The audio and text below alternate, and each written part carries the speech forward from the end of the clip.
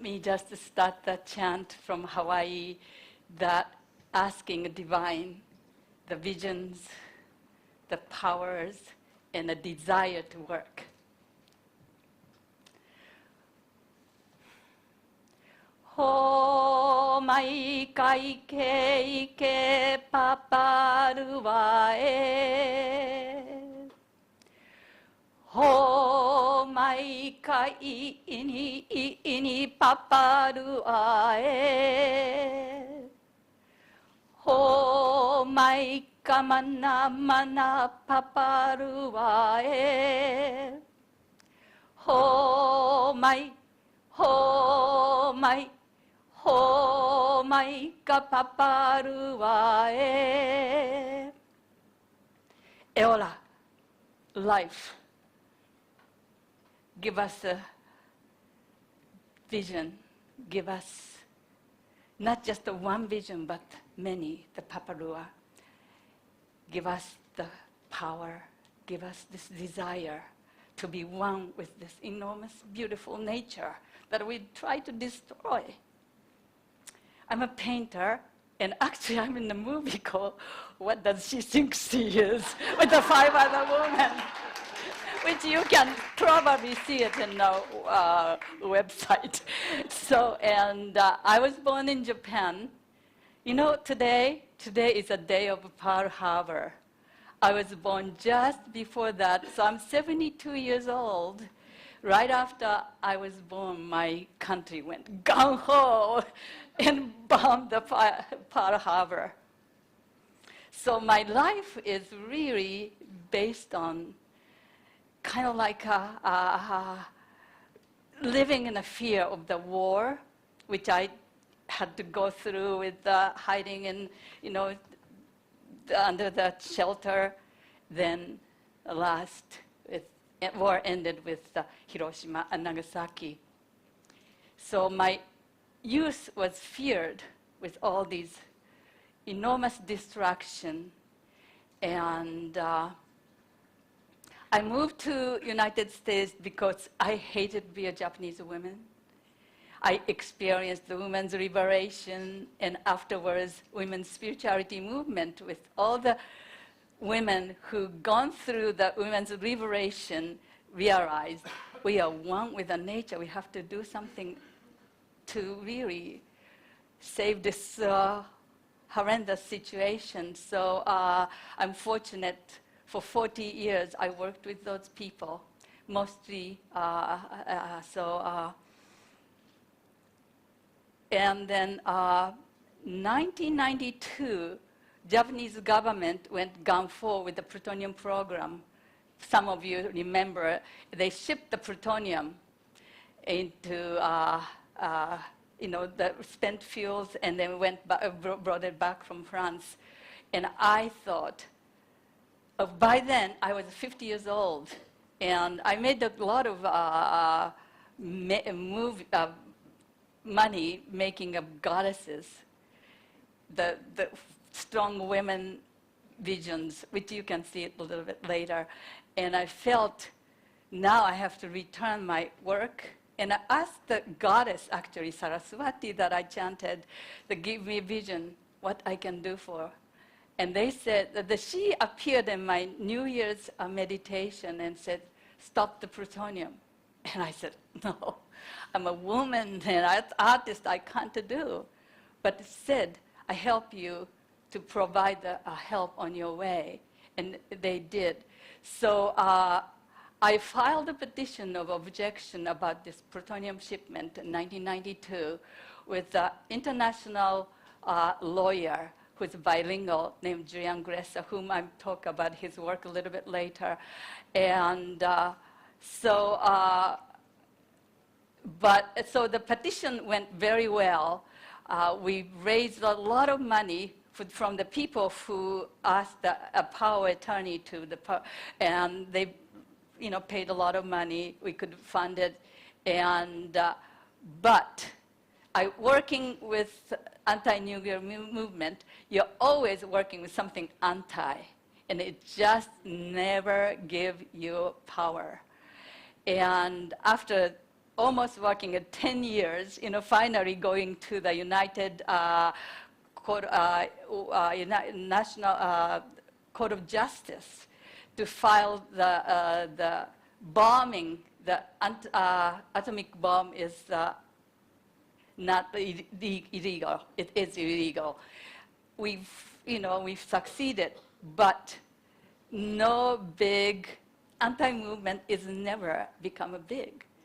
And I was exhausted funding all these things. My actually group was called Plutonium Free Future, and it's funded by the organization called Inochi, Mental Life Force.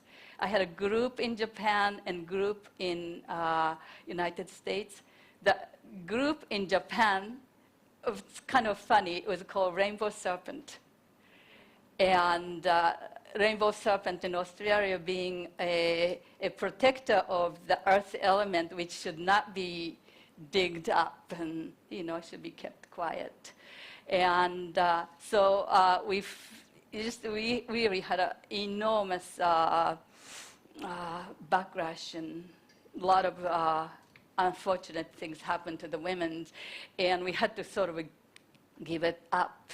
And after 7-8 years of working in anti-movement, as though we were the first one, 1992, that also to get out of the nuclear, we promoted the renewable energy. And 20 years ago, it wasn't that much, and but it just was not doable. So I started to see something terrible happens in Japan.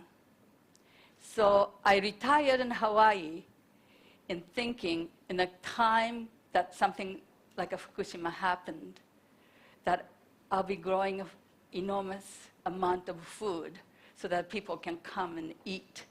And growing a food, I can educate young people to go back to the land to live more reasonable, sustainable way. They can really experience that. So probably 2000, I found a beautiful farm in Hawaii named Ginger Hill Farm, where I educated a lot of people. And 10 years later, we had plenty of food, fruits, the taro, the salad, the greens, and everything. And then, terrible earthquake and the tsunami happened. And I was in Japan that day. I arrived from Kansai Airport to get my book called Random Kindness and Senseless Act of Beauty, which I was written for the anti-nuclear, sort of like earth, going back to earth movement, to make into the picture scrolls, which I was going to have a show in a museum in Honolulu Academy. Now it's called Honolulu Museum Art. So I was asking to mount this anti-nuclear scroll, and at night, Fukushima happens. And I just knew that terrible, terrible thing happened, because I knew what could be the consequences of the things. And 2 years later, we haven't found a way to work with the problem we have. And now, unless we really take care, a lot of things doesn't happen. A lot of good innovation cannot happen. And unfortunately, I think it was yesterday, secret special law passed out and in our parliament, which really bring us back to backlash of terrible places that our innovation, our technology together. I was hoping that something, because we had so much horrible thing happened, that we can go into the better place. Because as my friend, this lawyer friend of mine, Julian, said, this is the way the Chinese and Japanese write. And hiki, the one is a danger, and this ki is a chance and opportunity. So I thought the terrible things like that can make into the bold change in Japan's culture. Because we have incredible technology, we have incredible companies, and together with the world, we can go into the bold opportunity to change this world into more peace-based, love-based culture. And so that's something that I'm really working on it. The technology of energy is really changing, and we are entering into the different civilization. It's going to be more sort of a solar-based technology, solar economics, which is not digging all these land for oils and uranium that is really, dangerous, rather than going into more sun, wind, earth, the biofuels.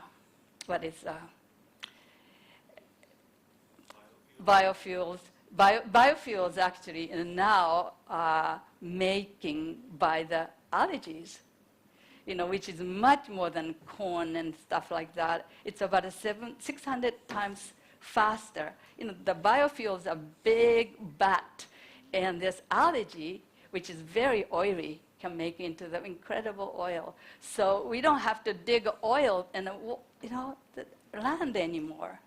We can use it.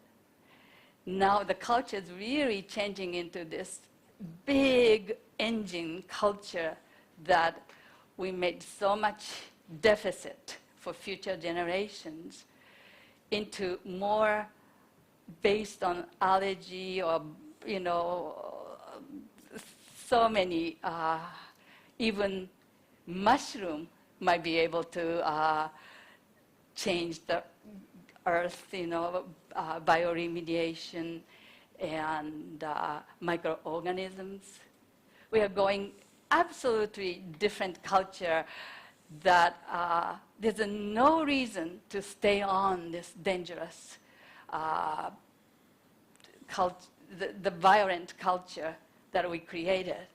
And it is us that our convenience. I find it very difficult to come to Japan in some sense.